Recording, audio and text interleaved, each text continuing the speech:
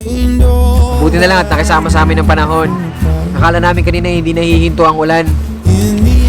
Pero tumigil na. Dito na kami ngayon sa tabing dagat. Alam mo yung bumabalik lahat ng mga alaala sa'yo. Alam ko sandaling panahon pa lang ang nakakalipas, pero para sa akin, napakahaba na ng oras na nasayang ko sa buhay ko. 2 buwan na rin ganito yung sitwasyon ko. Pero okay lang, kasi pakiramdam ko unti-unti na ako nakakabalik sa kung ano yung dati kong ginagawa.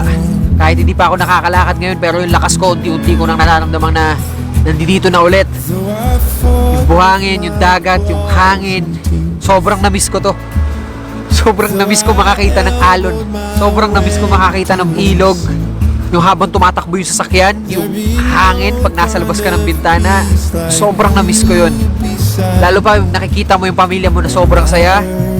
Nasa kalikasan kami, maglalakad kami sa tabing dagat. Napakasarap sa pakiramdam na makita yung ngiti sa anak mo, sa asawa mo, sa pamilya mo, at ng bawat isa. Simple man ang aming ginagawa sa buhay, pero para sa akin, ito yung simple pero mahirap makamtan. Itong simple na to, habang buhay ko itong pahahalagahan. Dahil hindi lahat ng tao nakakaranas ng simple.